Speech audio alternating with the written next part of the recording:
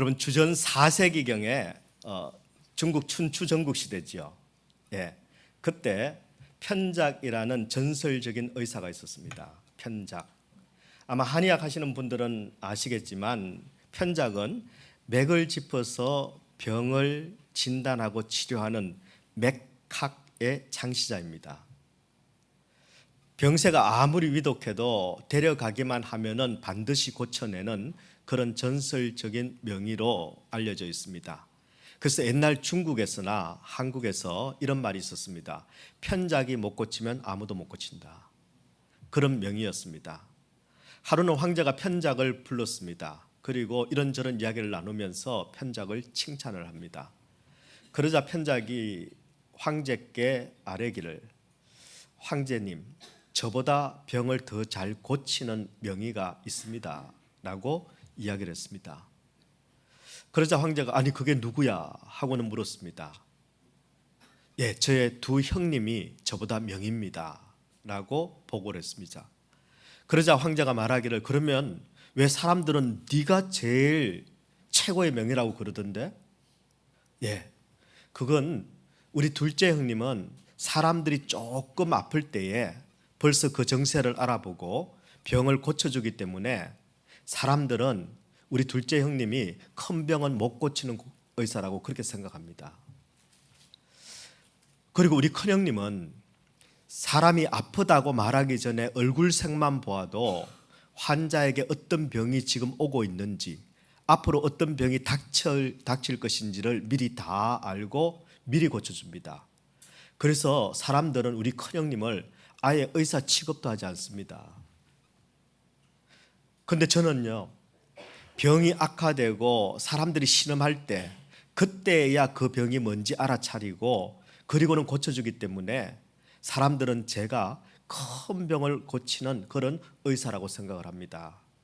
그러나 병이 나고 난 다음에 고치는 것보다 생기기도 전에 원인을 찾아내서 그 병을 고치는 우리 형님들이 진짜 명입니다 하고는 이야기를 했습니다. 예, 편작의 겸손이 잘 드러나 있는 이야기지만 사실은 그것보다는 치료는 병의 근본 원인을 아는 것이 더 중요하다는 교훈을 우리에게 주고 있습니다. 그렇습니다. 여러분, 병을 고치려면 한두 가지 그냥 보이는 현상만 다루면 안 됩니다. 병의 근원을 알아야 합니다. 그런데 여러분, 이것은 꼭 병을 고치는 데만 해당되는 이야기가 아닙니다. 인생의 모든 문제는 이와 같습니다. 대체적으로 사람들은 겉으로 보이는 문제, 드러나는 현상만 보고 그 문제를 해결하려고 합니다. 그런데 하지만 더 중요한 것은 보이는 현상이 아니라 그 현상 뒤에 있는, 그리고 그 현상 아래에 내재되어 있는 근본 원인을 찾아내야 합니다. 그래야 근본 원인을 찾아내야만 문제를 바르게 완전히 해결할 수 있기 때문입니다. 만약에 우리가 근본 원인을 찾지 않고 현상만 고치려고 하면은 여러분 문제는 계속 똑같은 문제가 반복되게 되어 있습니다. 오늘 저와 여러분의 삶 가운데도 여러분 반복되는 문제가 있습니다. 가정의 문제가 있고 자녀의 문제가 있고 그리고 경제적인 문제가 있고 건강의 문제가 있고 그리고 관계의 문제가 있고 신앙생활의 문제가 있고 영적인 문제들이 있습니다. 근데 반복됩니다.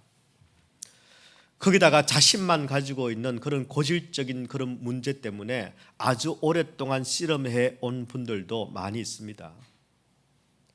지금 여러분은 반복되는 이 인생의 문제, 그 문제들을 어떤 식으로 해결하고 있습니까? 성경은 우리에게 우리 인생의 반복적인 문제들을 어떻게 해결하라고 우리에게 알려주고 계실까요?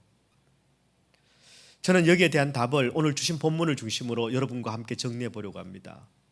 바라기는 눈에 보이는 현상이 아니라 내 삶의 문제의 근본을 바르게 알고 그리고 바르게 해결하는 저와 여러분이 되기를 우리 주님의 이름으로 축원합니다. 자, 그렇다면 눈에 보이는 현상이 아니라 문제의 근본 원인을 해결하려면 무엇이 우리에게 필요할까요?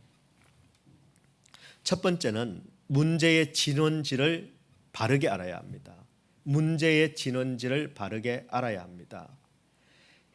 행동경제학자인 댄 히스가 쓴 업스트림이라는 베스트셀러가 있습니다. 경영학 분야의 베스트셀러입니다. 바로 그 업스트림에서 댄 히스는 이렇게 이야기합니다. 문제를 해결하려면 하류에서 빠져나와 상류로 올라가라. 여기서 업스트림이라는 말이 바로 상류를 뜻하는 것입니다. 그럼 다운스트림은 뭘까요? 하류입니다. 댄 히스가 이 문제의 근본을 해결하려면 어떻게 해야 하는지를 설명하기 위해서 그 책에서 이런 예를 들었습니다. 당신이 친구와 함께 강가에 소풍을 즐기고 있습니다. 그런데 아이가 물에서 떠내려오고 있습니다. 그러면 곧장 뛰어 들어가서 그 아이를 구해내겠지요. 그런데 그 아이를 구해내는데 또 다른 아이가 떠내려오면서 살려달라고 외치면서 다른 아이가 떠내려옵니다. 그러면은 두 사람이 함께 그 아이를 또 건져내겠지요. 그런데 또 다른 아이가 떠내려오고 또 떠내려오고 또 떠내려와서 많은 아이들이 물에서 지금 허우적대고 있습니다. 그런데 그렇게 손이 바쁜데 그 순간 당신 친구는 그냥 물 밖으로 나가버립니다. 아니 구조하다 말고 어디 가는 거야? 하고 물었습니다. 그러자 그 친구가 이야기합니다. 상류에 가서 아이들을 물속에 던져 넣는 놈을 내가 잡아야지 하고는 상류로 뛰어 올라갔습니다. 결국 여러분 댄 히스가 말하고자 하는 내용은 이런 것들입니다. 어떤 문제를 만났을 때 그 문제를 상류에서 근본적으로 해결할 것인가 아니면 하류에서 맞게 급급할 것인가, 거기에 따라서 인생은 달라지고 조직이 달라지고 그리고 회사가 달라진다는 것입니다. 여러분은 문제가 생기면 어떻게 반응하십니까? 여러분은 그 문제를 어떻게 해결하십니까? 상류로 뛰어 올라가서 근본적으로 그 문제를 여러분은 해결하십니까? 아니면 하류에서 맞고 돌려맞고 또 돌려맞고 그렇게 계속 문제가 반복되고 있습니까? 여러분 우리의 문제의 근본을 해결하려면 문제의 진원지가 되는 바로 상류를 찾아가야 합니다. 오늘 본문의 말씀은 스승인 엘리야의 뒤를 이어서 선지자가 된 엘리사가 여리고라는 도시에 머무를 때 생긴 일입니다. 여러분 이 엘리사의 이야기는 열왕기하 2장부터 열왕기하 8장까지 쭉 여러 행적들이 기록되어 있습니다. 여러분 여리고를 찾아간 엘리사에게 그곳에 사는 사람들, 여리고성 주민들이 문제 하나를 들고 찾아왔습니다. 그 문제가 뭡니까?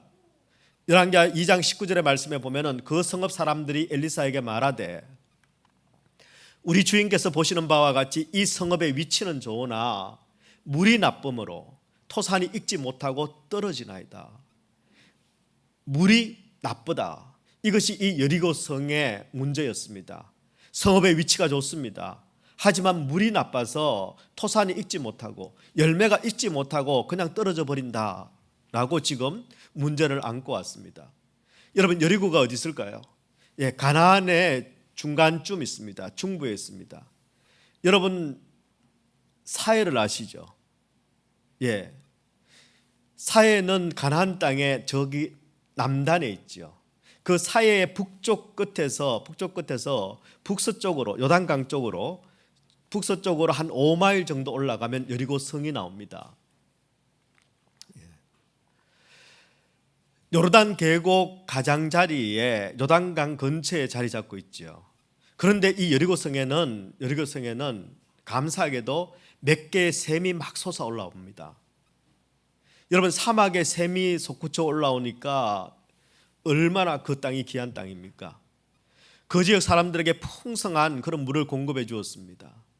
그런데 문제는 물은 많은데 그 물이 다 오염되어 있다는 것입니다. 그 물이 나쁘다는 것입니다. 그래서 이 여리고성 사람들이 찾아와서 이 성읍의 위치는 참 좋습니다. 그런데 물이 나쁩니다 라고 하소연을 하고 있는 겁니다. 저는 이 본문을 묵상하면서 지금 우리가 살고 있는 이 미국이 여리고와 같다라는 생각이 들었습니다. 겉으로 보기에는 외형은 온갖 없는 것이 없고 온갖 좋은 것은 다 갖추고 있는 것 같지만 그 내면은 구석구석 병들어 있는 이 미국 땅, 성읍의 위치는 좋은 것 같지만 그러나 물이 나쁜 곳입니다. 여러분, 저는 한국도 별반 다르지 않다고 저는 생각을 합니다. 그리고 교회도 마찬가지라고 생각을 합니다. 예전에 비해서 외형은 너무나도 화려해졌습니다. 웅장해졌습니다. 그런데 그 속은 복음의 능력도 없고 경건의 능력도 없고 그냥 연약한 무리가 모인 공동체가 되어버렸습니다. 개인 성도의 삶도 마찬가지입니다. 우리 모두가 겉으로 보기에는 아무 문제 없고 멀쩡한 사람 같지만 그러나 한꺼풀만 벗기면 우리 안에는 이런저런 염려와 두려움으로 그리고 믿음의 능력도 복음의 능력도 잃어버리고 살고 있는 분들이 너무 많습니다. 이 모든 것이 다 성읍의 위치는 좋지만 그러나 물이 나쁜 바로 성경의 표현 그대로입니다. 그렇다면 여러분, 우리는 이 성읍의 위치는 좋지만 물이 나쁜 이 문제를 우리가 어떻게 해결할 수 있을까요? 어떻게 해결해야 할까요? 엘리사 선지자는 성읍의 위치는 좋지만 물이 나쁜 이 여리고성의 이 문제를 어떻게 해결했을까요? 엘리사는 가장 먼저 문제의 진원지를 찾아갑니다. 열왕기하 2장 21절의 말씀이죠. 엘리사가 물 근원으로 나아가서 물의 근원으로 갑니다. 물이 나쁜데 물의 근원을 찾아서 엘리사가 갔습니다. 그리고 그 물의 근원지, 물의 그 진원지, 그곳에 가서 엘리사가 뭘 했을까요? 역시 2장 21절 그 다음을 보면요, 엘리사가 물 근원으로 나아가서 소금을 그 가운데 던지며 이렇게 되어 있습니다. 소금을 물 가운데 던졌습니다. 왜 그랬을까요?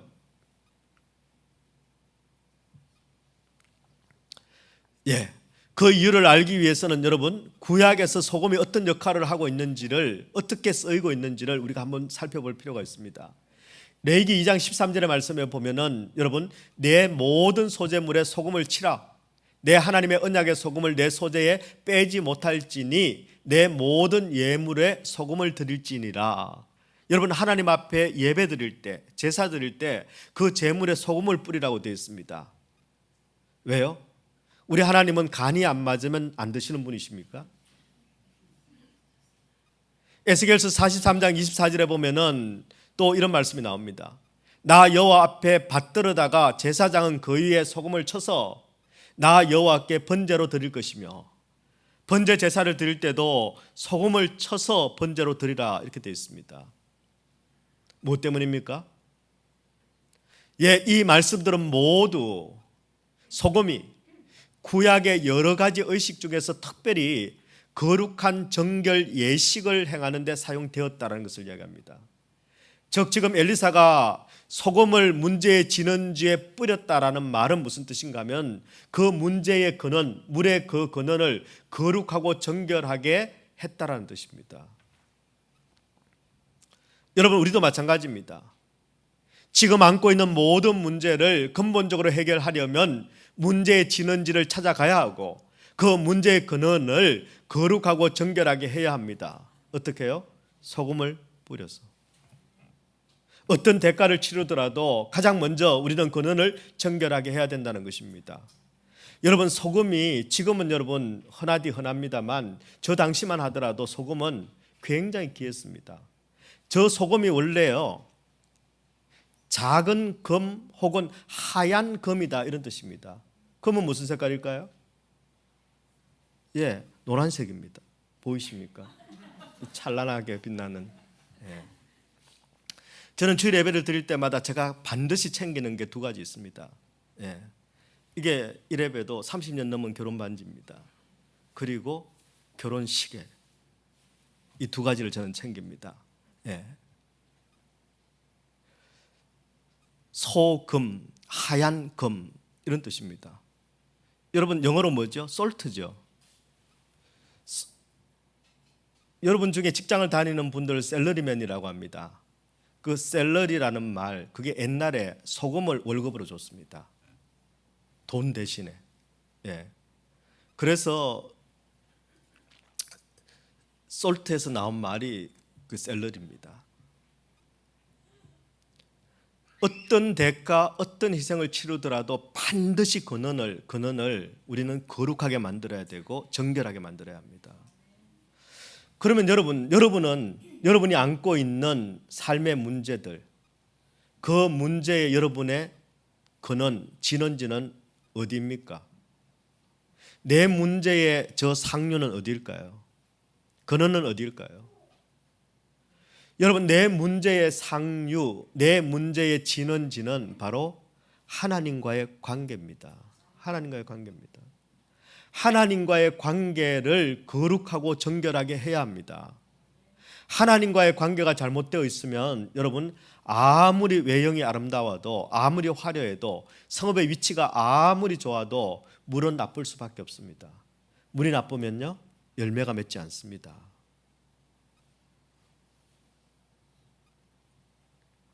아담과 하와는 여러분 가장 완전한 곳에 살았습니다. 하지만 하나님과의 관계가 어긋났을 때 물이 나빠졌죠. 저주가 찾아왔습니다. 그리고 그 저주는 자신들뿐만 아니라 자기의 자녀들, 자손들까지 죽음이라는 운명을 맞이하게 됐습니다. 여러분, 지금 여러분 가운데 혹시 큰 별다른 이유는 없는데 마음이 불안하고 두렵고 2025년 한 해는 또 어떻게 살아가나 하는 분이 계십니까? 혹시 여러분 가운데 세상적인 가치관과 성경적인 가치관 사이에서 이렇게 산다고 뭐가 될까? 혹시 혼돈이 오시는 분이 있습니까? 내 삶에 회의가 찾아오고 나는 왜 사는 게 이렇게 힘들까? 남들은 편하기만 하던데 내 삶만 유독 힘들다고 느껴지시는 분이 있다면 여러분은 빨리 문제의 진원지인 하나님과의 관계를 점검하셔야 합니다. 내 삶의 모든 문제의 근원은 그 진원지는 바로 하나님과의 관계인 것을 알아야 하고, 그리고 그 관계를 우리는 다시 리셋해야 합니다. 거룩하게, 정결하게. 그리고 그 문제의 근본을 해결해서 이제는 생수가 흘러 넘치는 인생, 그래서 열매를 맺는 인생, 저는 우리 얼바인 사랑의 교회 모든 성도들이 그런 인생이 되기를 소원합니다. 그러기 위해서 우리는 문제의 진원지, 문제의 근본이 어딘지를 알아야 하는 것입니다. 두 번째입니다. 눈에 보이는 현상이 아니라 문제의 근본을 해결하려면 문제의 해결책을 바르게 알아야 합니다. 여러분, 문제를 제대로 안다고 해도 내가 답을 모르면 맞을까요? 틀릴까요? 예, 문제는 아니까 50점 주던가요, 선생님이? 아닙니다. 문제를 잘 파악해도 내가 답을 못 찾으면은 점수를 받을 수가 없습니다. 아무리 문제의 근원이 뭔지를 제대로 찾았다 하더라도 그 문제의 해법이 틀리면 여러분, 문제는 해결되지 않습니다. 오히려 잘못된 그 해법 때문에 문제가 더 커지는 경우도, 더 어려워지는 경우도 참 많이 있습니다. 여러분, 출애굽기 15장의 말씀에 보면은 이스라엘이 홍해를 건넙니다. 홍해가 갈라지고 바로 마른 땅을 걷죠. 그리고 난 다음에 가장 먼저 이 이스라엘 백성들이 맞닥뜨리게 되는 아주 시급하고 당황스러운 문제 하나가 출애굽기 15장에 기록이 되어 있습니다. 그게 뭐냐면요, 15장 22절 23절의 말씀인데요, 모세가 홍해에서 이스라엘을 인도하며 그들이 나와서 수르 광야로 들어가서 거기서 사흘 길을 걸었으나 물을 얻지 못하고 마라에 이르렀더니 그곳 물이 써서 마시지 못하겠으므로 그 이름을 마라라 하였더라. 여러분, 바다를 건너서 사흘쯤 남쪽으로 수르 광야를 여행을 했습니다. 여러분, 광야에서 사흘 길을 걸었으니 얼마나 목이 마르고 또 배가 고팠을까요? 사흘 동안 물을 마시지 못했는데 드디어 마라라는 곳에 이르렀는데 그 마라에는 샘이 있었습니다. 샘. 근데 그 물이 썩어 있습니다.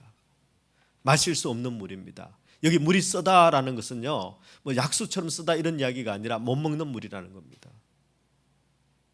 그래서 이름을 마라라는 이름의 뜻은 쓰다, 죽었다 이런 뜻입니다. 여러분, 지금 이스라엘 백성들은 바로 여리고성 사람들처럼 나쁜 물, 죽은 물이라는 문제를 만나게 된 겁니다. 여러분, 바로 그 문제 앞에서 사람들은 서로 다른 두 가지 반응을 보입니다. 첫 번째 반응이 뭘까요? 첫 번째 반응은 일단은 원망하는 것입니다. 출애굽기 15장 24절의 말씀에 보면 백성이 모세에게 원망하여 이르되 우리가 무엇을 마실까 하며, 모세를 찾아와가지고 우리가 목이 말라 죽겠는데 도대체 뭘 먹으라는 이야기냐 하고는 지금 따지고 있습니다. 모세가 아마 황당했을지 모르겠습니다.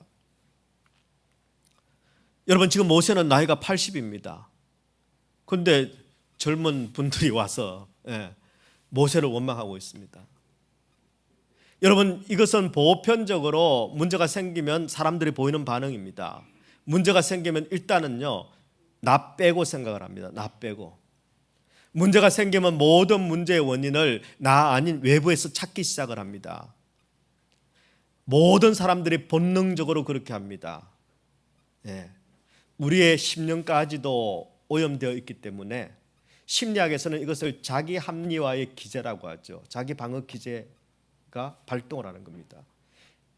나라도 살아남아야 된다. 누구 탓, 무엇 탓이라고 말하면서 사람을 원망합니다. 환경을 원망합니다. 그리고 더 나아가서는 하나님을 원망합니다. 문제 해결책을 잘못 찾는 케이스입니다. 이에 반해서 문제 해결책을 다르게 찾는 사람이 있습니다. 누굴까요? 모세입니다. 마라의 썸물 앞에서, 그리고 자신을 원망하는 이스라엘 백성들 앞에서 모세가 보인 반응입니다. 모세는 문제 앞에서 하나님께 집중합니다. 출애굽기 15장 25절의 말씀입니다. 모세가 여호와께 부르짖었더니 사람들이 몰려와서 원망하고 있는데 모세는 가장 먼저, 가장 시급하게 하나님께 부르짖고 있습니다. 여러분은 문제가 생기면 어떻게 반응합니까?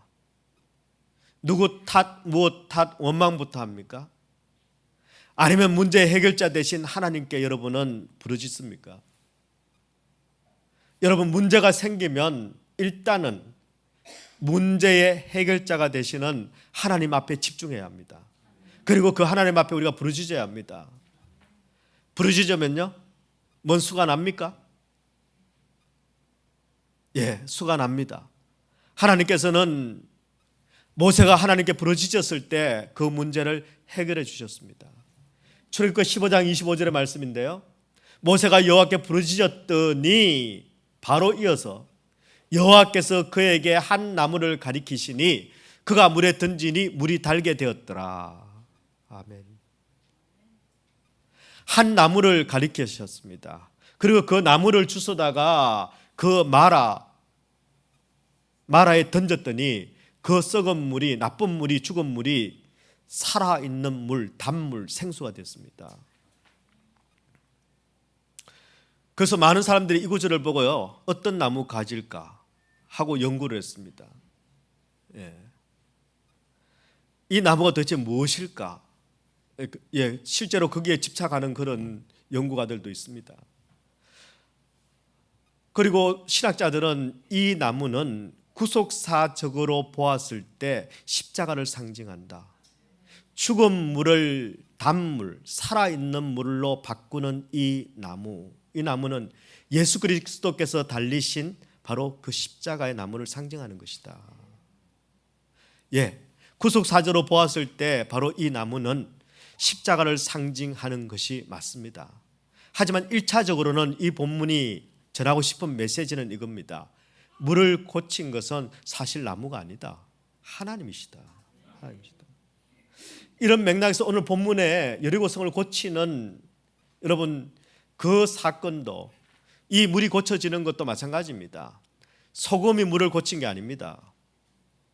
하나님이 고치셨다는 것을 엘리사는 정확하게 우리에게 전달하고 기록하고 있습니다. 열왕기하 2장 21절의 말씀입니다. 엘리사가 물 근원으로 나아가서 소금을 그 가운데 던지며 이르되 여호와의 말씀이 내가 이 물을 고쳤으니 이미 고쳐졌습니다. 이로부터 다시는 죽음이나 열매 맺지 못함이 없을지니라 하셨느니라 하니, 여러분, 마라의 썬물이 단물로 바뀐 것, 마라의 죽은 물이 생수로 바뀐 것, 이것은 나뭇가지가 아니라 하나님이 고치셨습니다. 여리고성의 나쁜 물을 고치는 것도 소금이 아니라 하나님이 고치십니다. 마찬가지입니다. 내 인생의 모든 혼탁한, 모든 오염되어 있는 그 물을 고칠 수 있는 유일한 비결은 여러분, 생수가 되시는 우리 예수님 밖에 없습니다. 하나님 외에는 우리의 문제를, 우리의 근원을 고쳐주실 분이 없습니다. 여러분, 지금 어떤 문제로 힘들어하고 있습니까? 그 문제를 해결하기 위해서 여러분이 찾아가는 곳은 어떤 곳들입니까? 여러분은 문제의 근원지인 상류를 찾아가고 있습니까? 아니면 돌려맞고 또 돌려맞고 계속 하류해서 여러분은 반복되는 문제 가운데 시달리고 있습니까? 여러분, 모든 문제는 하나님과의 관계 속에서 여러분 풀어내셔야 합니다. 하나님과의 관계를 여러분 점검하셔야 합니다.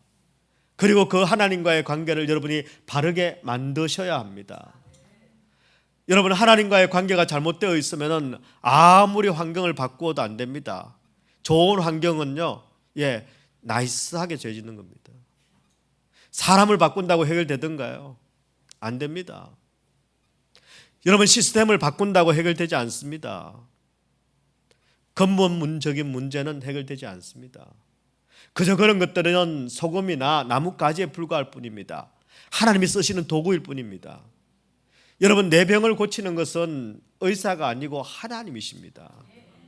의사는 하나님이 쓰시는 도구일 뿐이지요. 여러분, 내 미래와 운명을 쥐고 있는 것은 그 사람이 아니고 하나님이십니다. 내가 누구 때문에 이렇게 된 줄 알아? 그 사람 때문 아닙니다.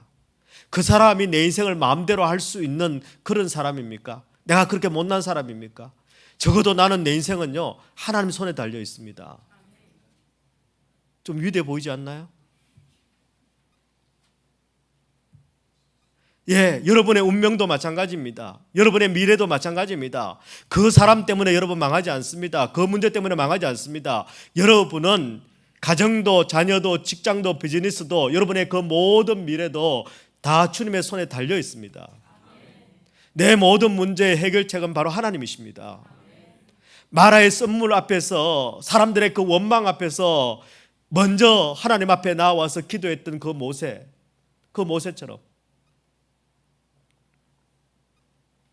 죽어있는 물, 나쁜 물을 고치시는 분은 오직 하나님뿐이시다라는 것을 선포한 그 엘리사처럼, 여러분, 우리는 가장 먼저 하나님께 집중해야 합니다. 하나님 앞에 집중할 때 하나님께서는 내 삶의 모든 문제를 근본적으로 고쳐주시는 분이십니다. 다시는 죽음이나 다시는 열매가 없는 불행한 인생이 되지 않도록 성읍의 위치만 좋을 뿐만 아니라 물도 좋은 복된 인생으로 만들어주시는 분이 하나님이십니다. 그게 믿음이지요. 우리 하나님은 내 인생을 고치실 능력이 있으십니다. 그런데 그분이요, 고치실 능력만 있는 게 아니라 나를 위하여 그 능력을 사용하시기로 하셨다는 겁니다. 네가 조금만 더 도와주면 내가 살 수 있을 것 같은데, 여러분, 그 친구가 여러분을 도와주던가요? 한두 번 도와줄 수 있습니다. 그러나 나중에는 능력도 믿음도 없어집니다. 그런데 우리 하나님께서는 우리를 도우실 수 있는 힘과 능력을 가지고 계실 뿐만 아니라 기꺼이 우리를 도와주시는 분이십니다. 왜요? 사랑해서는 안 될 나를 사랑하셨기 때문에. 딕 이스트만이라는 젊은 목사님이 있었습니다. 이분은 아주 젊었을 때부터 선교에 헌신을 했습니다. 나는 아프리카로 갈 거야. 그리고 아프리카에 가서 선교센터를 짓고, 그리고 성경을 번역하고 또 문서를 통해서 그 지역을 나는 변화시킬 거야 하는 그런 비전을 품고 있었습니다. 그리고 일찍부터 그 비전을 가지고 기도하고 준비했습니다. 그리고 목사가 되었는데, 목사가 된 지 얼마 되지 않아서 후두에 종양이 생겼습니다. 그때 25살이었습니다. 여러분, 목사는 목을 쓰는 사람이잖아요. 근데 목에 종양이 생겼습니다. 설교는 물론 할 수가 없었고 말을 제대로 할 수가 없었습니다. 아프리카 선교는 고사하고 목회도 할 수 없는 그런 처지가 되어버렸습니다. 이제 25살 된 목사인데, 딕 이스트만 목사님이 할 수 있는 일은 그저 기도밖에 없었습니다. 그래서 매일 골방을 찾아서 하나님께 기도하기 시작합니다. 하나님, 이 병이 나아야 내가 뭐 사역을 하든지 목회를 하든지 할 수 있을 것 아닙니까? 하나님, 병을 고쳐주셔야 내가 사역을 하든지 목회를 하든지 선교를 해서 하나님 앞에 영광 돌릴 수 있지 않겠습니까? 그렇게 자기가 치유를 받아야 되는 이유, 근거를 하나님의 영광 때문이라고, 하나님 나라를 위해서 나를 고쳐주셔야 된다라고 그렇게 간절하게 기도했습니다. 그러나 사실 그의 마음속에는 하나님의 나라, 하나님을 근거로 삼았지만 사실은 자기 자신과 일단 종양부터 떼고 보자라는 마음이 앞섰습니다. 그렇게 매일을 메어 달리면서 기도하는데 어느 날부터 놀라운 일이 벌어졌습니다. 목사님, 제 병을 목사님이 아니죠. 하나님 제 병을 고쳐주십시오 하고 그렇게 매달리던 그가 자기도 의식하지 못하던 사이에 그 기도가요, 살려달라는 기도가 아니라 그것을 고쳐주시는 하나님께 기도가 집중되기 시작을 했습니다. 그리고 목사님이 깨달았습니다. 그동안 내가 목사로서 기도를 안 하는 날이 없었는데, 수많은 기도를 내가 해왔는데 내가 한 번도 하나님을 구하는 기도는 하지 않았다 하는 것을 깨달았습니다. 사역을 위해서 열심히 기도했습니다. 설교를 위해서도 열심히 기도했습니다. 선교를 위해서도 열심히 기도했습니다. 하지만 정작 내 기도에는 하나님과 친밀하게 관계를 맺는 그 사귐의 기도는 내가 하지 않았구나 하는 것을 비로소 알게 됐습니다. 그때부터 사역도 설교도 선교도 그리고 종양도 다 뒤로 물려놓고 오직 하나님 한 분께만 집중하기 시작을 했습니다. 그렇게 기도를 하는데 예전에 미처 몰랐던 그 하나님을 깊이 만났습니다. 기도가 이런 것이었구나 하는 깊은 기도의 맛을 경험하게 됐습니다. 그리고 그 기도의 세계는 내가 생각했던 것과는 전혀 다른, 너무나도 큰 하나님의 통치와 나라와 세계가 그 속에 존재한다는 걸 경험했습니다. 그렇게 매일 기도합니다. 찬송을 합니다. 기도합니다. 또 말씀을 읽습니다. 또 기도하고 찬송하고 기도하고 말씀 읽고. 그런데 어느 순간 목에 종양이 없어졌다는 것을 알게 됐습니다. 이 일을 계기로 딕 목사님은 기도 사역에 새롭게 눈을 뜨게 됐습니다. 그 결과 자기의 체험을 기록한 책이 깊은 기도의 행로라는 베스트셀러입니다. 깊은 기도의 행로. 하나님께서는 여러분, 딕 이스트만 목사님을, 선교를 꿈꾸던 그 젊은 패기에 있던 그 목사님을 바꿔놓으셨습니다. 그래서 지금도 세계를 변화시키는 기도학교, Change the World School of Prayer, 바로 그 기도학교의 총재로 지금도 사용하고 계십니다. 여러분, 우리 인생이 어려울수록 우리는 하나님을 바라봐야 합니다. 하나님께 집중해야 합니다. 집중해야 합니다. 내 인생의 문제가 얽힐 때, 내 인생의 문제가 풀리지 않을 때, 여러분 그 문제에 매달리면 상황은 더 얽힙니다. 더 힘듭니다. 바른 해결책을 찾아야 합니다. 바른 해결책이 뭡니까? 문제의 근원을 찾아서 그 문제의 근원을 해결해 주실 그 하나님께 집중하는 것, 바로 그것이 해결책입니다. 여러분은 지금 어떤 문제를 가지고 계십니까?